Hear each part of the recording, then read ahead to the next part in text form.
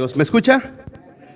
Vamos a continuar. La semana pasada dimos un mensaje especial de resurrección, pero en esta mañana todavía vamos al libro de Joel, hermanos. Recuérdense que estábamos a través de una serie de los 12 profetas menores y vamos al segundo profeta, el profeta Joel. Gloria al Señor. ¿Lo tiene conmigo? Miren lo que dice el verso 1. Palabra de Jehová que vino a Joel, hijo de Petuel. Amén. Palabra de Jehová. Vamos a orar, hermanos. Señor, gracias en este día por tu amor, tu gracia, tu bondad. Gracias, Señor, por el amor de tu iglesia. Señor, porque siempre, Señor, su generosidad se deja ver, Señor, porque has puesto en el corazón agradecimiento a ti, Señor.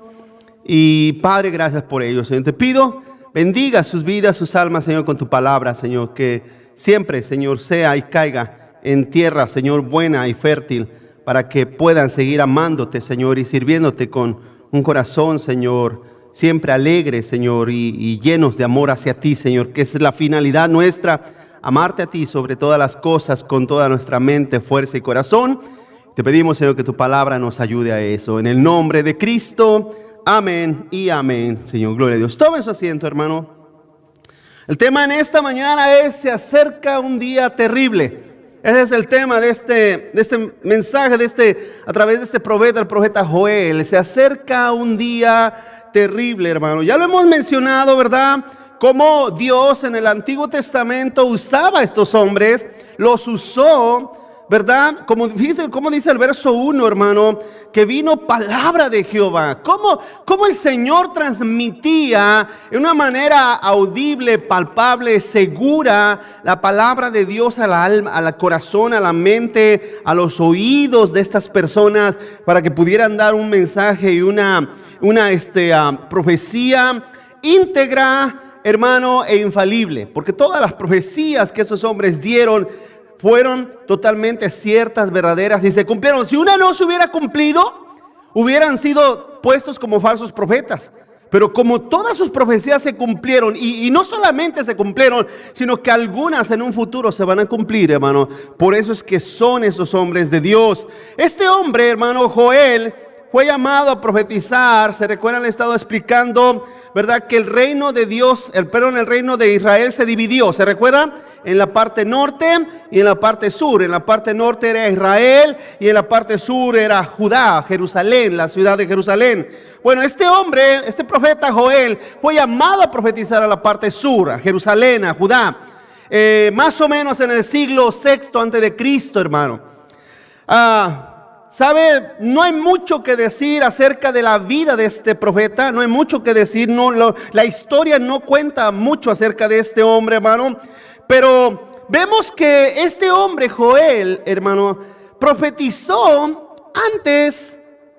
Porque quiero que tenga en cuenta eso, que la mayoría de estos profetas menores, incluso los mayores, Isaías, Daniel, Ezequiel y Jeremías, profetizaron algunos antes de que la ciudad de Jerusalén, la capital, ¿verdad?, del reino, fuera destruida por Nabucodonosor. En otras palabras, si usted nota, porque lo he dicho, y la semana antepasada, hace 15 días, le decía que la forma como Dios operó advirtiendo al pueblo de Israel a través de estos profetas, es la misma manera y la misma forma como Dios advierte, hermano, al mundo y a la iglesia el día de hoy. ¿Sí? Hay una similitud muy, pero muy parecida. En otras palabras, Dios advertía que iban a venir tiempos difíciles. Y déjeme decir una cosa, hermano, y lo he dicho varias veces. ¿Qué espera la iglesia? ¿Qué dice la Biblia que debe de esperar la iglesia? La iglesia no espera ningún avivamiento. La iglesia espera el día del juicio del Señor, la ira de Dios que viene a la tierra. Eso es lo que se espera. Por lo tanto, la iglesia debe de escuchar, hermano, la palabra de Dios el día de hoy. Debe de oírla, debe de poner atención a ella, porque ella es la que lo guardará el día de mañana. Amén, hermanos. Entonces este hombre, este profeta, hermano, profetizó antes de que la destrucción viniera a Jerusalén. Primero que nada, hermano, vamos a hablar acerca de las profecías. Estos profetas hablaban inspirados por el Espíritu de Jehová. Estos hombres hablaban inspirados por el Espíritu del Señor, de Jehová, de Dios. Y a veces hay gente que le cuesta un poquito asimilar que Jehová en el Antiguo Testamento es el mismo Dios del Nuevo Testamento. Jehová es el mismo Jesús del Nuevo Testamento. Amén, hermanos. Jehová es un nombre de Dios, es un nombre derivativo de Dios, ¿sí? Jehová es su nombre. Entonces, cuando usted lee esa diferencia, ¿verdad?, del Antiguo Testamento al Dios diferente del Nuevo Testamento, como algunos dicen que es, no lo es, pero algunos dicen que lo es, porque en realidad es el mismo Dios, pero en el Antiguo Testamento es el nombre hebreo con el cual se le conocía, Jehová. En el Nuevo Testamento, quiero que solamente es un detallito aquí rápido, por si usted no sabe estos detalles. En el Antiguo Testamento, el lenguaje y la escritura era hebrea, aramea, ¿sí? Era en el Antiguo Testamento. En el Nuevo Testamento era el griego. El nombre derivativo de Jehová al Nuevo Testamento es Señor. Por eso en el Nuevo Testamento usted lee la palabra Señor, porque es la misma derivación del hebreo, hermano, al griego. ¿Me explico? Entonces, para que usted no vaya a pensar que estamos hablando de dos dioses. Hay gente que ha dicho, no, es que el Dios del Antiguo Testamento era otro Dios. No, es el mismo. Bueno, estos profetas hablaban inspirados por el Espíritu de Jehová, del Señor. Fíjense que, hermano, habían pasado sucesos. Vamos a leer el capítulo 1, verso 2. Vamos, mírenlo, síguelo conmigo. Dice, oír esto, ancianos, y escuchar todos los moradores de la tierra. ¿Ha acontecido esto en vuestros días o en los días de vuestros padres? De esto contaréis a vuestros hijos y vuestras hijas, a sus hijos y sus hijos de la otra generación. Lo que quedó de la oruga comió el saltón, y lo que quedó del saltón comió el revoltón, y la langosta comió lo que del revoltón había quedado. Estas palabras son la misma. Revoltón, saltón, oruga, es la misma palabra derivada para langosta. En otras palabras, el profeta está hablando del mismo animal, las langostas. ¿Sí? Dice el verso 5, despertar, borrachos, y llorad, gemid, todos los que beben vino, a causa del mosto, porque os he quitado de vuestra boca. Porque pueblo fuerte e innumerable subió a mi tierra, sus dientes son dientes de león, y sus muelas, muelas de león. Ahora, aquí el profeta está hablando en un lenguaje simbólico, en un lenguaje que es simbólico. En realidad no existen tales animales, hermano, que tengan esa semejanza. Imagínense una langosta. ¿Sabe lo que es una langosta? No se imagina una langosta de esas de 3 libras, amén. Una langosta es un chapulín. Sí, un chapulín de un tamaño un poquito más grande, un chapulín, eso es una langosta. ¿Cómo las conocen en otro lugar? ¿Saltamontes? Sí, en otro lugar, ¿cómo los conocen? El chapulín. Bueno, chapulín y saltamontes, es lo mismo, ¿verdad? Ok, déjeme decir una cosa. No se imagínese una langosta con unos dientes de león. No, es que hay gente que la imaginación les vuela. No, wow, ¿cómo serán esas langostas con esos dientes de león? ¿Cómo la hará? Ya se están imaginando. No habla de eso. Escúchame, iglesia. Estos profetas hablan en un simbolismo. Usted ha leído, por ejemplo, en Apocalipsis capítulo 9. Alguna vez, no lo busque aquí, pero allá en Apocalipsis, hermano, la Biblia habla que el profeta Juan el profeta, ve ejércitos salir de la tierra. Dice que salían una especie de demonios, que eran como langostas, que tenían el pelo largo, que tenían cara de hombres, que tenían también dientes de león. Entonces, hay gente que dice, ¿y qué clase de demonios eran? No, es que no está hablando de demonios, está hablando de ejércitos. Ejércitos. Ahora, ¿cómo son los ejércitos? Los ejércitos cuando van a la guerra son fieros, hermano. En otras palabras, cuando un ejército va a la guerra, no va a jugar tenis, no va a jugar fútbol, van a destruir. ¿Me explico, hermanos? Van a destruir, van a devastar, van en una manera de devastación. Es lo que el profeta Joel está diciendo.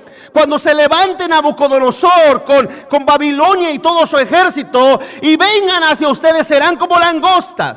Ahora, la langosta en el Antiguo Testamento era la plaga más devastadora que existía.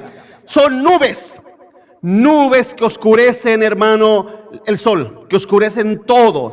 Repentinamente, cuando aparecen esas nubes de langosta, hermano, la tierra se oscurece. Es lo que aquí Joel está diciendo. Así será de terrible ese advenimiento del rey Nabucodonosor cuando venga y sitie la tierra, la ciudad de Jerusalén. Así será.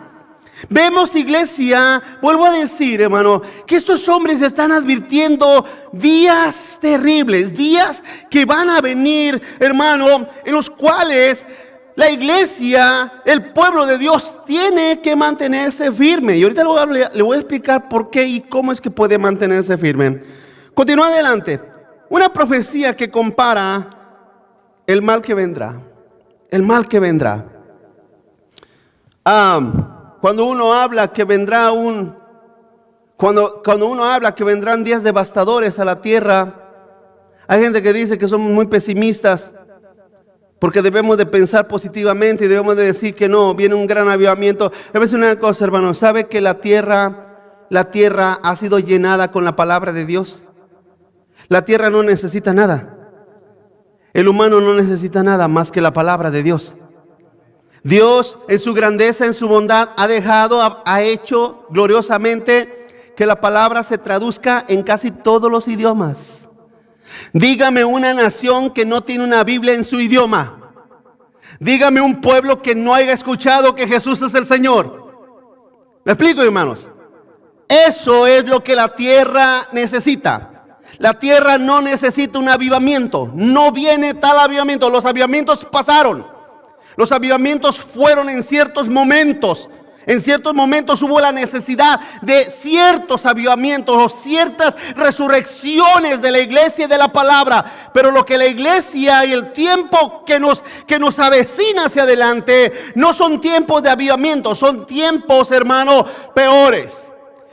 Y quisiera, en cierta manera, porque yo sé que hay personas, por ejemplo, hay hermanos, una teología diferente a la nuestra, que tienen una ideología distinta a la nuestra. Ellos piensan y creen, hermano, que la tierra va a ir mejorando a través de la iglesia.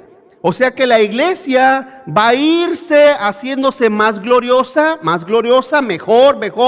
Por eso ellos creen en una iglesia-estado, en el sentido de que la iglesia y el Estado deben de tener un conjunto y una armonía total para que los cristianos puedan ser políticos y puedan estar en posiciones de preeminencia, y asimismo la iglesia pueda dominar y pueda tener un control absoluto sobre la tierra. Esa es la teología. No creemos eso. Bueno, al menos yo como pastor, como maestro, no creo eso. Yo veo prácticamente lo contrario. Yo veo que tanto el mundo como la iglesia se van deteriorando. Casi 20 años he sido pastor, casi 20 años. Y si usted me pregunta, ¿qué ha visto, pastor? ¿La iglesia mejorar o empeorar? Créame, la he mirado empeorar. La iglesia ha dejado de amar la palabra, ha dejado de amar la verdad. La iglesia no quiere la palabra, la iglesia quiere shows, quiere entretenimiento. Eso es parte de esto. Continúa adelante. Y vuelvo a decir, una profecía que compara el mal que vendrá. Vamos al capítulo 1, verso 13. Dice: ceñíos y lamentaos, o lamentad, sacerdotes, gemid, ministros del altar, venid, dormid en silicio, ministros de mi Dios, porque quitada de la casa, o es de la casa de vuestro Dios, la ofrenda y la liberación. En otras palabras, los sacrificios se iban a terminar. Se iba a terminar esa libre expresión de culto dentro del pueblo judío en la ciudad de Jerusalén, en el templo. 14. Proclamar ayuno y convocar asamblea. Congréguense o congregar a los ancianos y a todos los moradores de la tierra en la casa de Jehová vuestro Dios. ¿Y qué dice? Y clamen a Jehová. Sí, clamen a Jehová. Dice el 15, ay del día. Esa expresión ay es una expresión que usaban los profetas cuando decían una lamentación hacia el futuro. Jesús la usó varias veces, dijo, ay de ti, Corazín y Betsaida. Ay de la mujer que está encinta en aquellos días. Jesús usaba esa expresión en un sentido profético. Él decía ay, cuando se pronuncia un ay, estás pronunciando una calamidad que viene sobre prontamente. Continuó, dice, porque cercano está el día de Jehová y vendrá como destrucción por el Todopoderoso. No fue arrebatado el alimento de delante de nuestros ojos, la alegría y el placer de la casa de nuestro Dios. Hermanos, usted se recuerda cuando Jesús, capítulo 24 y 25 de Mateo, que Jesús empezó a hablar acerca de los tiempos finales. ¿Se recuerdan? Si no lo ha leído, léalo en su casa, capítulo 24, 25 de Mateo. Jesús no está diciendo una gloria futura hacia la iglesia. Jesús está hablando de un empeoramiento. ¿Y sabe dónde comienza el empeoramiento de toda la situación? Que si usted lee esos capítulos, ¿sabe dónde comienza y con qué comienza el empeoramiento? No solamente de la iglesia, sino de todo el mundo. Con falsos maestros, falsos profetas. Qué tremendo, ¿verdad? No comienza con políticos corruptos. No comienza con gobiernos malos. Escúcheme, comienza con profetas y ministros y predicadores perversos y falsos, hermanos. En otras palabras, quiero que note algo muy singular. ¿Cuánto poder tiene e influencia tiene un púlpito en la tierra, en el mundo? Le voy a hacer una pregunta. ¿Cuántos millones de personas escuchan y creen y oyen y siguen a Joel Osteen, por ejemplo? Millones. Y sus enseñanzas tienen mucha influencia en la vida de la gente. ¿Me va siguiendo, hermanos? Créame y escúchame. Los púlpitos tienen mucha influencia. Porque déjame decir una cosa. ¿Qué acaso no la historia, la vida, el planeta y todo lo que existe no es de Dios? El punto más importante de la tierra donde se predica y se expone la verdad son en los púlpitos. No es en la política. Los políticos no van a hacer nada. Ellos son impíos, son inconversos. ¿Cuántos están aquí conmigo, hermano? Ellos no conocen a Dios. Aunque nuestros hijos, vamos a suponer que nuestros hijos se convirtiesen primero, ¿verdad? Y que después se hicieran políticos y que después llegara a la Casa Blanca. Pregunto, ¿usted cree que un presidente cristiano pudiera transformar la nación? Claro que no. ¿Dónde viene la transformación de las naciones? De los púlpitos, hermanos. De los púlpitos.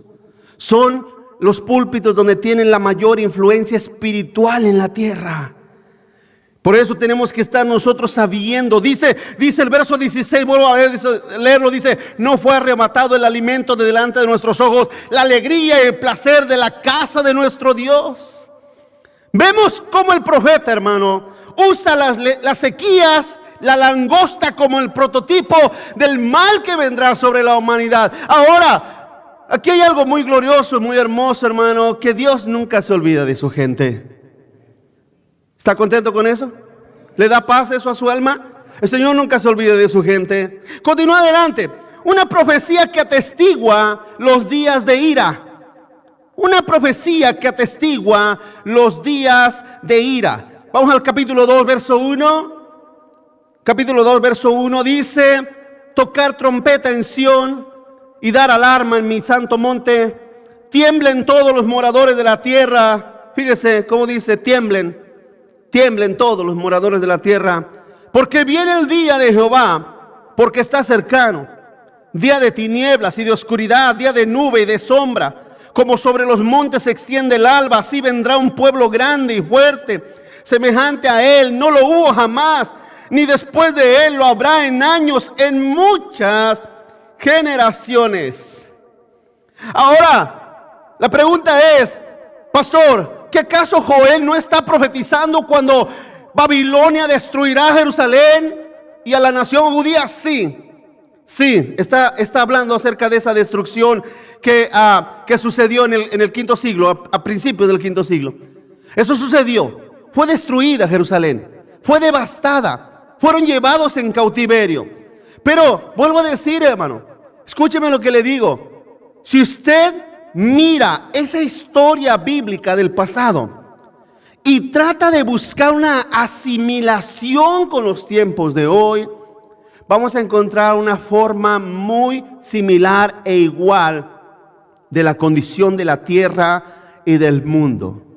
Hace poquito puse en un posteo, ¿sabe cuánto cobra? ¿Sabe cuánto cuesta una inseminación artificial para que una pareja pueda tener babies? ¿Sabe cuánto cuesta? De 40,000 a 60,000 dólares, hermano. Imagínense, para tener un bebé, padres que no pueden tener, eso cuesta. ¿Sabe cuánto cuesta un aborto? $200. ¿Qué dijo Isaías? Vendrán tiempos en los cuales a lo malo le dirán que es bueno. Pregunto, hoy en día no de hecho usted no está viendo que el hombre valora más la muerte que la vida. El ser humano valora, no solamente la valora, la adoran. Adoran a la muerte y la pintan como buena. Jesús venció la muerte. Cristo venció la muerte. Amén, hermanos. Nosotros no creemos en la muerte, creemos en la vida. El cristiano está prohibido abortar por conciencia, porque espiritualmente no es correcto. Espiritualmente no es correcto que el ser humano le quite la vida a una criatura en su vientre. Ni a una criatura ni a un ser humano ya adulto. Es totalmente en contra de la voluntad de Dios. Pero hoy en día los valores han cambiado. Han cambiado. Quiero ser papá, quiero ser mamá. Pues te cuesta 40,000 o 50,000 dólares. Y si no los tengo, pues lo sentimos. No eres papá, no eres mamá. Ve y adopta a alguien. Pero viene una mujer, quiero abortarme, ya no quiero esta criatura, no la quiero, no la deseo. Y por favor no pongan, ay, que fue una violación. Quites eso de la mente, porque hay muchas muchachas, mujeres que no valoran su vida y simplemente se embarazan a lo tonto, a lo absurdo. Y después, cuando no quieren pasar esa responsabilidad, ¿cuánto me cobra quitarle la vida a esta criatura? $200. $200. Tengo $1,000, me alcanza para 5 abortos. Porque el ser humano ha desvalorizado las cosas que Dios, hermano, las ha tenido por alto y por estima. En un principio Dios le dijo al pueblo, Dios le dijo al humano, ¿qué le dijo al humano? Procréense. ¿No le dijo multiplíquense? Dios nos ha llamado a la vida. Pero el ser humano va en decadencia. Ahora usted dirá, pero pastor, todo eso tiene que ver como Joel profetizó. Claro que sí. Claro que sí, porque el mundo, escúcheme, hermano. A ver, se lo pinto de esta manera. El mundo es como un barco que está craqueado, cortado, quebrado a la mitad y se va hundiendo cada vez más. ¿Usted ha visto esos enormes barcos? ¿Ha visto los transatlánticos? Hermanos, son enormes, enormes. Parecen un edificio acostado, enorme. Cuando ese barco se rompe a la mitad y está en medio del mar, pregunto, ¿será posible rescatarlo? ¿Será posible remendarlo? El mundo está craqueado, se va hundiendo. Pero escúcheme lo que le digo. ¿Dónde está la influencia de la iglesia? ¿Dónde está la influencia de los predicadores? ¿Dónde está? ¿Dónde está la influencia de los hijos de Dios? ¿Dónde está? La iglesia está pensando cómo hacer dinero, cómo vivir mejor, cómo tener mejor casas, cómo tener mejores carros.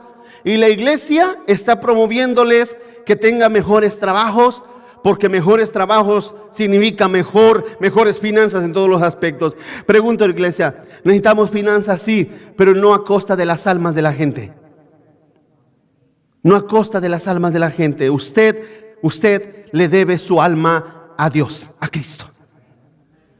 Amén, hermanos. Continuó. Una profecía escatológica para los tiempos futuros en la ira del Señor. Vamos al verso 10 del capítulo 2. Capítulo 2, verso 10 dice: delante de él temblará la tierra y se estremecerán los cielos y el sol, y la luna se oscurecerá, y las estrellas retraerán su esplendor. Y Jehová dará su orden delante de su ejército, porque muy grande es el campamento fuerte, porque el que ejecuta su orden, porque Él es el que ejecuta su orden, porque grande es el día de Jehová y muy terrible. ¿Quién, dice el Señor, podrá soportarlo? Hermano, estas palabras fueron las palabras que Cristo habló. Escúcheme, Cristo habló semejantes palabras, y Cristo no las habló para el tiempo pasado, Cristo las habló para un tiempo futuro.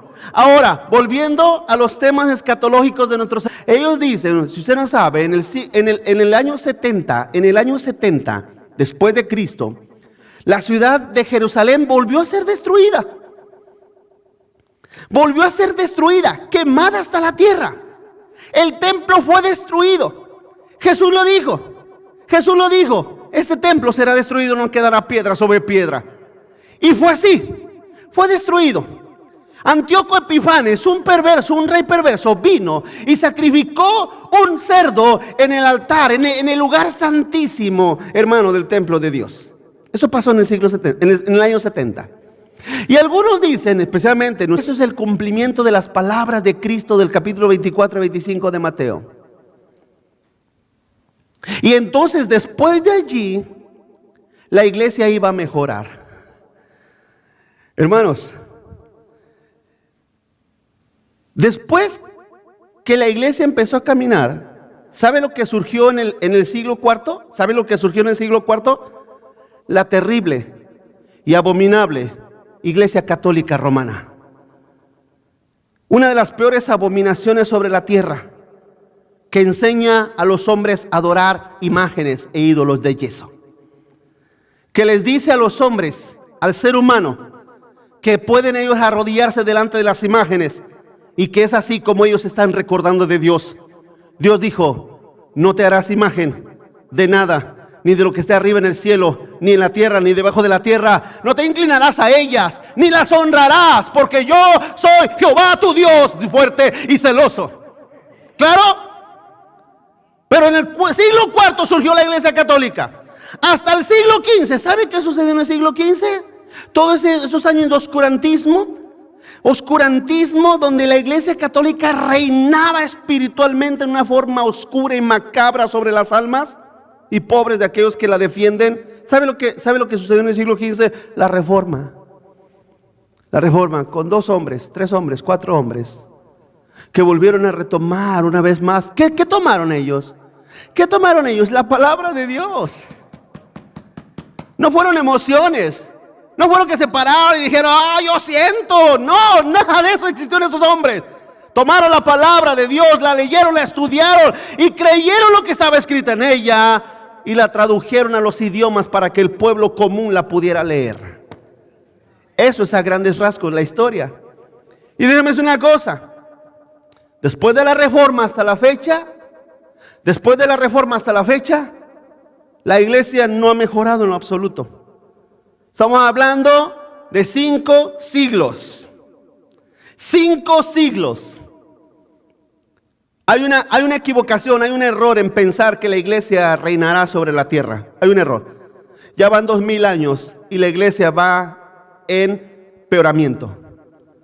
Debe ser una cosa: si creemos lo que Jesús dijo, cuando dijo, y Él dijo y lo profetizó, cuando escuchen paz, vendrá sobre ellos destrucción repentina. Mas vosotros levanten vuestros ojos al cielo, porque su redención está cerca.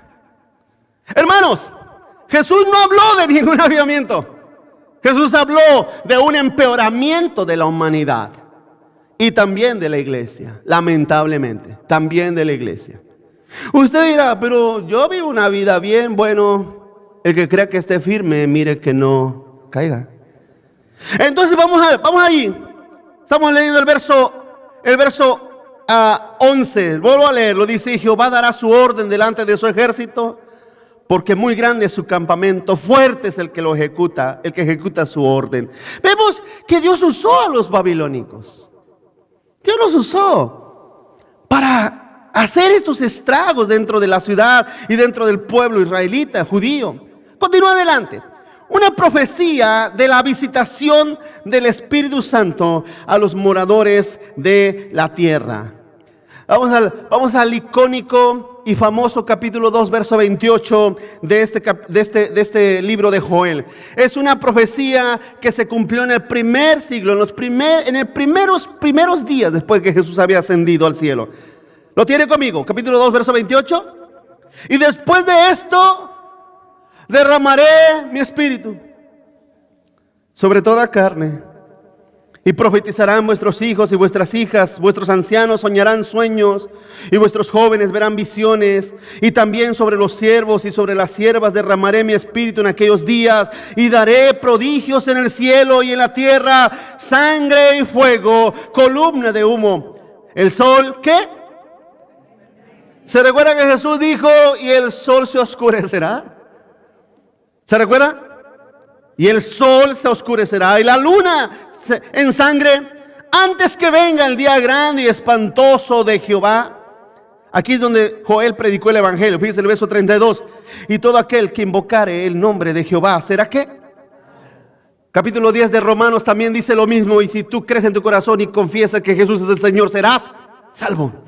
Dice, porque en el monte de Sión y en Jerusalén habrá salvación, como ha dicho Jehová, y entre el remanente el cual él habrá ¿qué? Subraya esa palabra remanente, iglesia. Subraya esa palabra remanente, porque vamos a empezar a hablar un poquito acerca de eso, el remanente. Pero fíjese, hermano, fíjese cómo Dios no solamente profetizó que iba a venir el día de Pentecostés en el capítulo 2 de Hechos, que iba a suceder ese evento glorioso de el derramamiento y el advenimiento del Espíritu de Dios sobre la tierra. Un hecho histórico, un hecho sin precedentes, un hecho sin igual. No tiene comparación ese día que el Espíritu Santo llegó y vino a la tierra y se posesionó sobre la vida de los creyentes en aquel tiempo, que eran como 120 personas. Imagínense orando, estaban orando.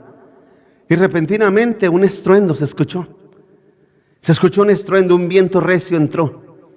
Y dice la Biblia, dice la Escritura, que como llamas de fuego se fueron posesionadas sobre las cabezas de aquellos que estaban en ese lugar orando. Y eso es lo que profetizó aquí Joel. Dice en el verso 19, dice: vuestros hijos y vuestras hijas profetizarán, vuestros ancianos soñarán sueños y vuestros jóvenes verán visiones. Ahora, la pregunta es, ¿eso que sucedió en el capítulo 2 de Hechos, que fue el cumplimiento de esta profecía? Hermanos, hay una pregunta, hay una disyuntiva que varios han hecho a través de los siglos. ¿Fue eso algo que sucedió y fue en un solo evento para la iglesia, que eso fue el empoderamiento de la iglesia? Porque dice la Escritura que en realidad todos empezaron a hablar en otras lenguas, ¿verdad? Y otras lenguas significa lenguajes, idiomas. Lo he súper explicado eso. ¿Sí? Si usted quiere saber más, busque predicaciones nuestras acerca del don de lenguas, cómo fue, cómo funcionó, qué fue. Y esas lenguas que eran idiomas que empezaron, fue el cumplimiento de las profecías de Cristo cuando el Señor le dijo: y me serán testigos en toda la tierra. La pregunta es, ¿eso sucedería en una forma continua para la iglesia de hoy en día? Ninguno de ustedes, que yo sepa, ninguno de ustedes habla lenguas. Hablan lenguajes. Algunos de ustedes hablan español y hablan inglés, ¿verdad? Pero no necesitamos intérprete. ¿Verdad que no? A menos que vamos a un lugar donde nadie entiende nuestro lenguaje español y necesitamos un intérprete. O que nadie entiende nuestro lenguaje en inglés y necesitamos un intérprete. Ese es el cumplimiento de eso. Pero acerca de los sueños, las visiones y todo eso, iglesia, escúcheme, y las lenguas, quiero ser breve solamente. Todo eso fue, escúcheme cómo lo estoy diciendo, sucedió en el capítulo 2, una sola vez para ese lugar, para ese pueblo, para esa gente, para ese remanente, esa iglesia que estaba en ese momento naciendo. Ahí nació la iglesia. En el capítulo 2 de Hechos nació la iglesia. Ahí vino a formarse la institución más gloriosa de la tierra, que es la iglesia. Y no estoy hablando de la iglesia católica romana, estoy hablando de la iglesia de Cristo, la iglesia de los redimidos. La iglesia, como dice ahí mismo capítulo 2, que el Señor añadía a la iglesia a todos los que habían de ser salvos. Vemos que Joel profetizó para ese día. Sí, para ese día. Y ese día llegó en el capítulo 2, se cumplió esa profecía. Se cumplió y ahí quedó como un marco glorioso de cómo la iglesia nacía. Fíjese, escúcheme esto. Usted sabe, cuando una explosión sucede, que hay algo que se llama, hermano, que son las ondas expansivas de la explosión. ¿Sí sabe? Explota algo y se ve la onda expansiva. Fíjese que en ese glorioso advenimiento del Espíritu de Dios a la tierra, la onda expansiva ha seguido hasta el día de hoy. La onda expansiva del nacimiento y del convertimiento de muchas personas a través de la historia y a través de la iglesia. Cómo el Señor ha salvado en su gracia, en su amor, en su soberanía, ha redimido a millones de personas predestinadas desde antes de la fundación del mundo. Dios los escogió para vida eterna y eso se sigue cumpliendo. El estruendo de la voz del Evangelio sigue retumbando, sigue llegando a los confines de la tierra. El Señor sigue hablando hoy en día, y se lo voy a decir en claro y en español, no por sueños, no por visiones, no por ni emociones, nada, no por lenguas, no, sino con el poderoso poder, hermano, del Evangelio hablado en tu idioma. Que a ti no te importa es tu problema, pero esa es la voz que Dios usa en la tierra. Que a lo humano no le importa es su problema. Dios usa el poder del Evangelio, porque dijo el apóstol Pablo: no me avergüenzo del Evangelio, porque es poder de Dios para salvación. Eso es glorioso. El poder de Dios está en la predicación. El poder de Dios está en la palabra, no en sueños, no en visiones. Hay otro punto solamente, hermanos. Las más grandes y terribles herejías, y sectas en la tierra han nacido en sueños y visiones, no en la palabra de Dios. La palabra de Dios lo único que produce es la semilla que germina en la tierra y en los buenos corazones de aquellos que han sido llamados a la gloria de Dios. Amén. Los sueños, las visiones y las lenguas terminaron, no las necesitamos. Quedaron en ese momento plasmados, como profetizó Joel, quedaron plasmadas para un momento de la historia. Pero hoy en día estamos aquí, estamos creyendo y confiando que el Señor un día volverá, regresará. Amén, hermanos. Un día volverá. Continúa adelante, vamos al mensaje. ¿Qué es el mensaje que el profeta nos habló? Una promesa, continuó. Una promesa de restitución y futuras bendiciones para el que se arrepiente. Futuras bendiciones para el que se arrepiente. Vamos al capítulo 2, verso 24. Continúa leyendo. Vamos a regresar un poquito al verso 24. Dice: las eras se llenarán de trigo y los lagares rebosarán de vino y aceite. Dice el 25: y los restituiré. Los años que comió la oruga, el saltón, el revoltón y la langosta, mi gran ejército que envié contra vosotros, comerán hasta saciarse y alabarán el nombre de Jehová vuestro Dios, el cual hizo maravillas con vosotros, y nunca jamás mi pueblo será avergonzado. Y conocerán que en medio de Israel estoy yo, y que yo soy Jehová vuestro Dios, y no hay otro. Y mi pueblo nunca jamás, ¿qué iglesia? Jamás será avergonzado. Hermanos, Dijo el profeta, clamen a Jehová. ¿Sabes cuál es la oración que escucha Dios del pecador? ¿Sabes cuál es? La del arrepentimiento. La del arrepentimiento. Dios llama al arrepentimiento al ser humano, al hombre, lo llama a arrepentirse. ¿Sí?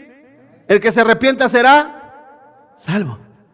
Mira, el evangelio no son matemáticas de trigonomía, no. El evangelio no es ciencia física, no.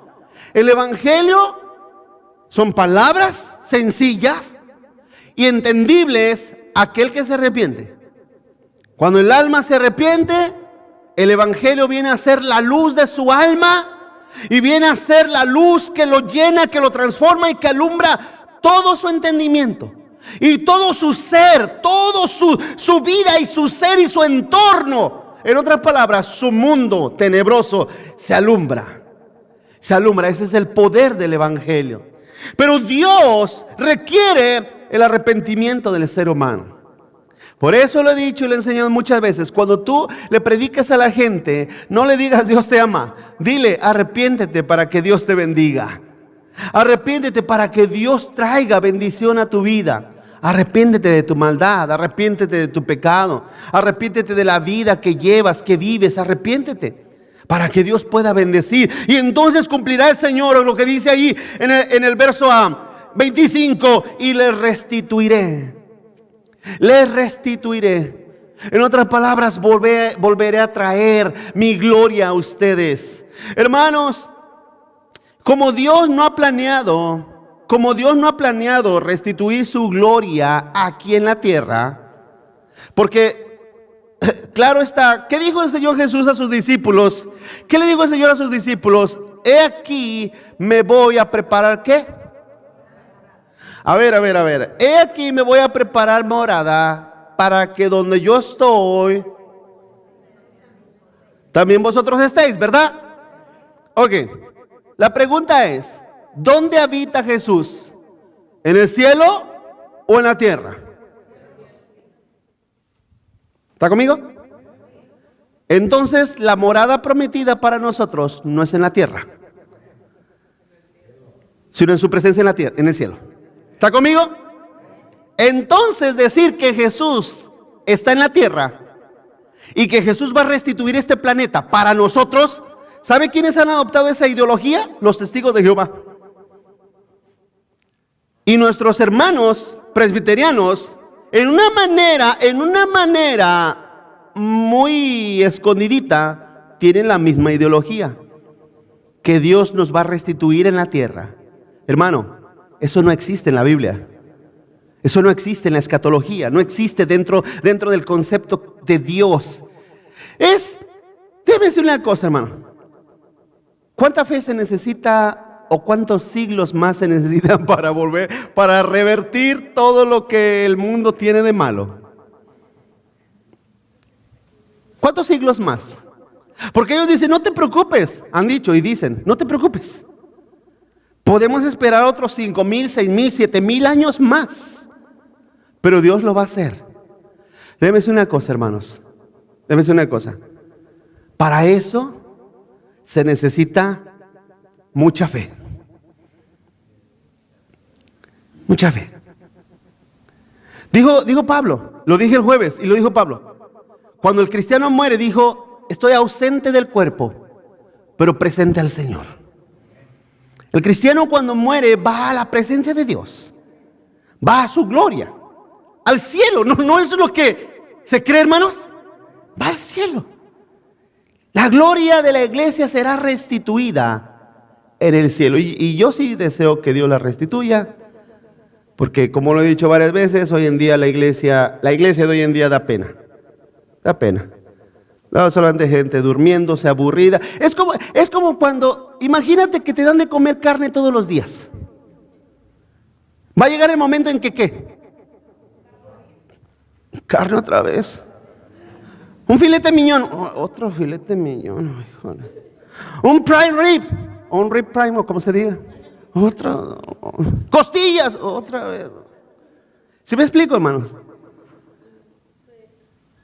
Llega el momento en que la gente ya no le satisface. Hace poquito hablaba con un pastor amigo mío. Me dice, porque yo sabía que era pastor. Y me dijo, ¿sabes qué, pastor? Le digo, ¿qué? Ya cerré la iglesia. ¿Qué? Ya la cerré. ¿Qué haces? No, dice, ya me reúno nada más una vez a la semana, durante la semana, el domingo se olvidan de mí. Yo me estoy yendo a la sierra a predicarle a la gente porque veo que la gente ya tiene hambre. Estoy 2-3 horas con ellos hablándole del evangelio y me dicen, no pares, síguenos hablando del evangelio. Y voy a mi iglesia y me deprimo. Porque les predico, están aburridos, cansados, con sueño. Ya se quieren ir, se les hace largo. Les dije, no más. Eso me dijo el pastor. Y él es un doctor. Es un doctor, no es cualquier pastor, es un doctor, tiene un doctorado el hermano. Y ¿sabes qué? No más. No más. Nuestra gente ya no quiere la palabra. No quieren saber nada. Se les hacen largos, aburridos nuestros servicios. Me voy allá, aquellos. Hermano, Dios te bendiga y Dios te ayude. Que Dios te dé fuerza. Hermanos, la iglesia va empeorando. La iglesia va empeorando. Y no lo digo por ustedes. Lo digo en un sentido general. Global, absoluto, a través de la tierra. Se lo he dicho. La iglesia cristiana en África. Hay gente que dice, wow, hay un hombre, y no sé por qué ahora me salió, era por decir estas cosas, pero hay un hombre, un profeta africano, TB Joshua, algo así, TB Joshua, que supuestamente hace milagros. No. Ese hombre arrastra multitudes. Ha venido a Estados Unidos y llena estadios. Porque lo que la gente necesita o busca no es la palabra de Dios. Piensa en esto. ¿Qué ha sido desde los principios de la historia lo que realmente ha restituido al pueblo, a la gente, a los judíos? ¿Qué ha sido? A los judíos y a la iglesia, ¿qué ha sido? ¿No ha sido la palabra de Dios? Ha sido eso. Ha sido eso, iglesia. Continúa adelante. Vamos al capítulo 3, verso 1. Dice, porque he aquí en aquellos días y en aquel tiempo en que haré volver, dice, la cautividad de Judá y de Jerusalén. Reuniré a todas las naciones y les haré descender al valle de Josafat y allí entraré. Fíjense lo que dice, entraré en juicio con ellas a causa de mi pueblo y de Israel, mi heredad, a quien ellas se esparcieron entre las naciones y repartieron mi tierra. Aquí Joel está visualizando, hermano, lo que Jesús profetizó en Mateo. Vamos a Mateo, no pierda Joel, póngale ahí alguna marca, un dedo, no sé lo que sea, póngale, no lo pierda. Vamos a Mateo 25, verso 31, dice, cuando el Hijo del Hombre venga en su gloria y todos los santos ángeles con él. Fíjense lo que dice, entonces se sentará en su trono. ¿En su trono de qué? De gloria. Y serán reunidas delante de él todas las naciones. Y apartará a los unos de los otros, como aparta el pastor las ovejas de los cabritos. Y pondrá a las ovejas a su derecha y a los cabritos a su izquierda. Hermanos, Joel está diciendo que viene un día en el cual el Señor juzgará a las naciones, ¿sí o no? Entonces, Jesús profetiza que ese juicio de las naciones será en el futuro. Eso no ha pasado, hermanos. Porque esos son los problemas de escatología, son precisamente los problemas. Que si los juicios, fíjese, por ejemplo, volviendo al punto de que dicen que esos juicios terribles que el Señor profetizó se cumplieron en el año 70, cuando por la voluntad de Dios, del Señor fueron destruida Jerusalén y toda la nación judía y fueron dispersados. Si se cumplieron en ese momento, hermano, entonces ¿dónde está el juicio de las naciones? ¿Dónde está? ¿Ha sucedido un juicio de las naciones por parte de Dios? Dios las castiga, ¿no? No las castiga Dios. Dios las castiga y las refrena. Con juicio las frena. ¿Sí? Manda el Señor juicios y las frena. Pero el Señor Jesús está hablando que se sentará en su trono y reunirá a las naciones y las juzgará. No están hablando de dos eventos separados, es uno solo. Un solo evento. Joel mira un evento y Jesús profetiza que ese evento será en el futuro. Porque esa es la profecía correcta. Que todas esas cosas vienen hacia el futuro. Todavía no se cumplen. Continúa adelante.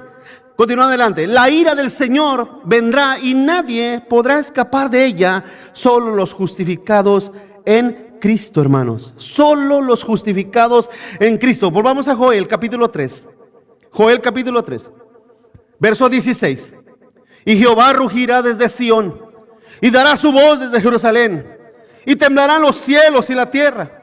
Pero Jehová será la esperanza de su pueblo y la fortaleza de los hijos de Israel. Y conocerán que yo soy Jehová vuestro Dios, que habito en Sión, mi santo monte, y Jerusalén será santa, y extraños no pasarán por ella.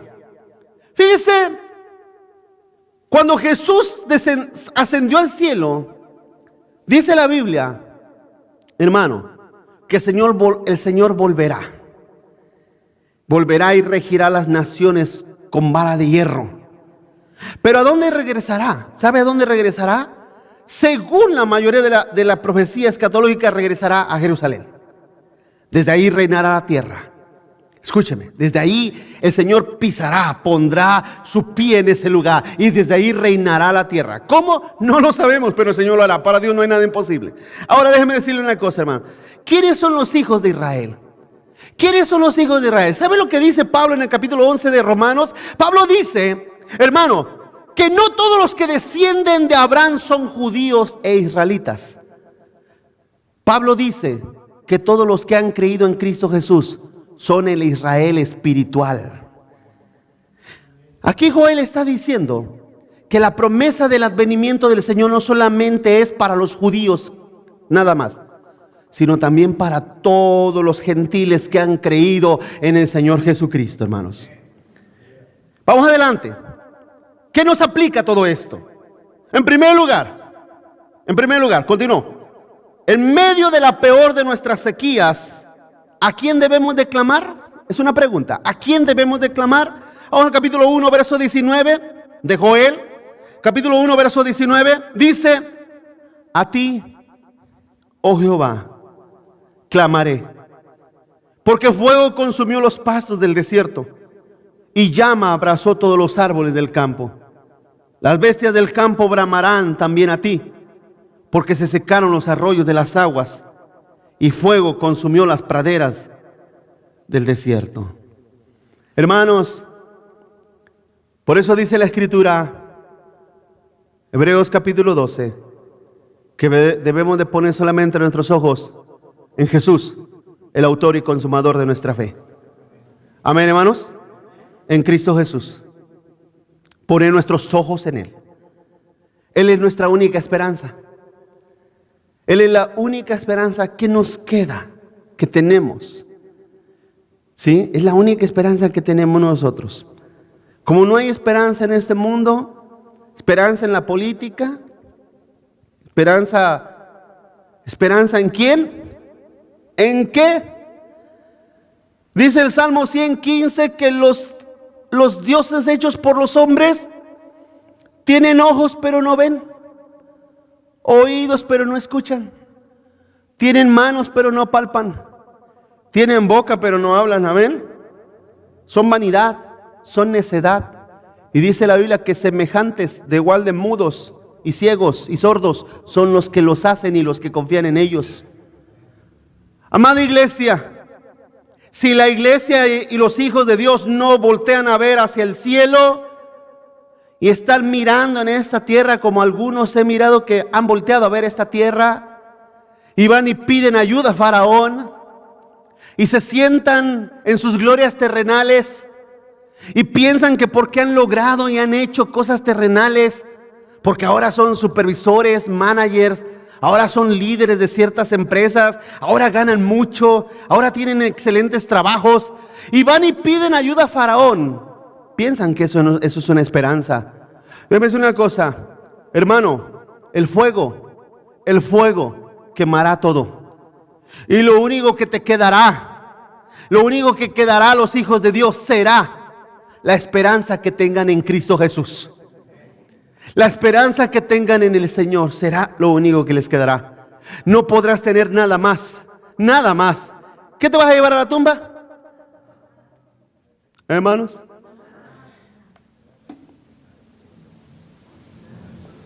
Nada. Amén. No te vas a llevar nada. Es al Señor a quien debemos de clamar. Continúo. Segunda aplicación a nuestra vida, el arrepentimiento genuino nos lleva a vivir vidas de servicio y esperar siempre la bendición de nuestro Dios sobre nuestras vidas, hermano. Hermano, ¿tú crees que Dios te puede bendecir cuando tú le amas? Claro que sí. ¿O no? Solamente en la mano de Dios está la bendición. Si lo entendieran los seres humanos, si lo entendiera la gente. Vamos al capítulo 2, verso 12. Capítulo 2, verso 12. Dice: por eso pues, ahora dice Jehová, convertíos a mí de todo vuestro corazón con ayuno y lloro y lamento. Dice el verso 13, aquí está otra vez el evangelio predicado. El verso 13: rasgar vuestros corazones y no vuestros vestidos, y conviértanse a Jehová vuestro Dios, porque misericordioso es y clemente, tardo para la ira y grande en misericordia, y que se duele del castigo. ¿Quién sabe, el verso 14, quién sabe si volverá y se arrepentirá y dejará bendición tras de él? Esto es ofrenda y libación para Jehová vuestro Dios. Hermanos, créemelo, créemelo, créemelo. La manera como Dios te bendecirá es en el grado que tú lo ames a Él. No hay otra manera. No hay otra forma. Tú amas a Dios, lo amas, lo sirves, Dios te bendecirá. Esa es su promesa. Tú no lo amas, todo lo que tienes es como arena, como agua en las manos. Pregunto, ¿podremos retener el agua en las manos? Se nos escapa. El hombre y muchos falsos cristianos, muchos cristianos que han apostatado de su fe, han abandonado a Cristo, han abandonado el evangelio, han abandonado la palabra de Dios.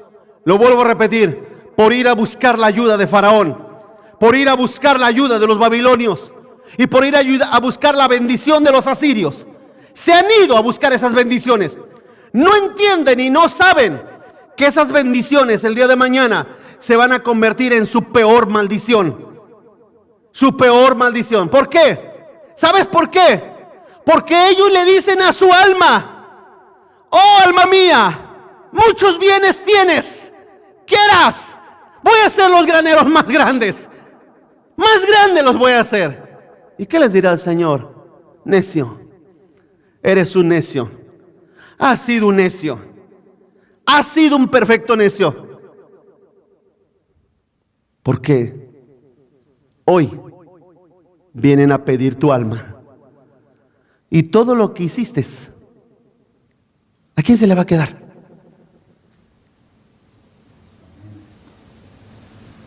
Qué duras palabras, ¿verdad, hermanos? Pregunto, ¿no caen en el alma? Claro que sí.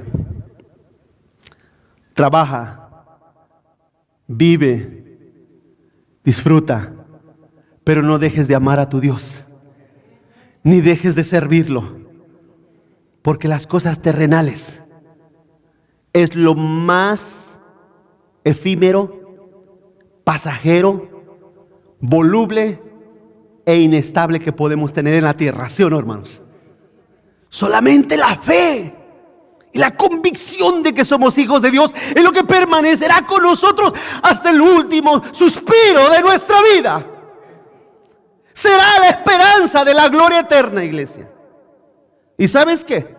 Un día, escúchame, un día el Señor te llamará a ti solo. No creas que nos va a llamar ni a mí a tu lado. Yo me voy a hacer que no te conozco. Si me preguntan, no lo conozco.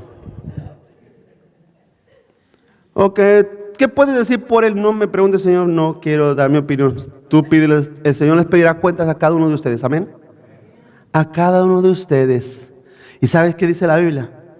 que todo lo que está en tu corazón será revelado. Nada más de pensarlo, hermano, nos tiemblan los pies. Nada más de pensarlo, tu corazón será revelado. ¿Te imaginas? Y ahí se sabrá todo lo que somos y lo que fuimos, delante del glorioso Dios, altísimo y sublime.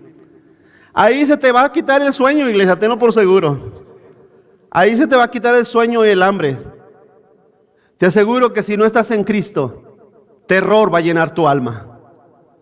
Pero aquellos que vivieron, imagínate aquellos que vivieron sirviendo a Cristo toda su vida y que vivieron amando, porque debe ser una cosa, ¿no dice la Biblia que Dios conoce a los que lo aman? Dios conoce y sabe los que son suyos. Imagínate que tú viviste como sea, amando y sirviendo a Cristo en tu alma, en tu corazón, con plena confianza. El Señor te dirá: bien hecho, buen siervo. Bien hecho, buen sierva. Bien hecho. Bien hecho. Vamos adelante. Vamos adelante. Último. Nuestra esperanza, ¿estamos ahí? Es de que la venganza es solo del Señor, hermanos. Capítulo 3, verso 19. Ya termino. Este es el último punto. Capítulo 3, verso 19 dice: Egipto. ¿Dónde quedará Egipto? Destruido.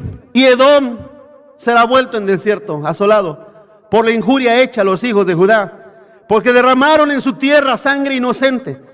Pero Judá será habitada para siempre y Jerusalén por generación y generación.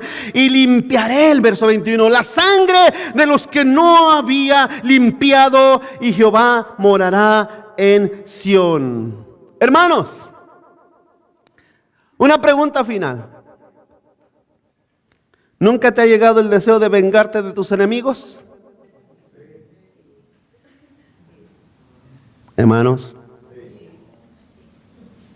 no sé, pues quizás usted es más santo que yo, porque este pastor, bueno, a mí a veces sí, ¿verdad? A veces sí. Pero no es común, pero a veces sí, nos pasa por la mente. ¿Verdad? Nos pasa por la mente, humanamente nos molestamos, nos enojamos. Oh, Señor. Pero es una cosa, usted sabe que los hijos de Dios tienen enemigos espirituales y físicos, tienen enemigos, tenemos enemigos. El mundo es nuestro enemigo, por eso te odian, porque aborrecen a Dios. Tenemos enemigos. Pero ¿sabes de quién es la única y sola venganza? ¿De quién, hermanos? Del Señor. La venganza es del Señor. Dijo el Señor: yo pagaré. Yo pagaré. Usted, tranquilo, ame y sirva al Señor. Ame y glorifica al Señor en su vida. Búsquelo con todo su corazón mientras usted tiene fuerza y vida. Amén, hermanos. Mientras tenga fuerza y vida, búsquelo con todo su corazón. Mientras usted tenga la palabra de Dios en su vida, en su alma, usted tenga una Biblia, busque a Dios ahí. Busque al Señor en su palabra. Y deje que el mundo y todos sus enemigos, un día el Señor también los llamará a cuentas. También los llamará a cuentas. El Señor les pagará a ellos conforme a su obra, conforme a su maldad, conforme a todo el mal que hicieron, que te hicieron a ti, que me hicieron a mí, que le hicieron a todos nuestros hermanos a través de la tierra. Imagínense aquellos hombres que asesinaron a miles de cristianos, que han matado a miles de cristianos. ¿Qué será de ellos? ¿Qué será de ellos? Deje que la venganza sea del Señor. Y confiemos en el Señor. Amén. Vamos a orar. Vamos a orar.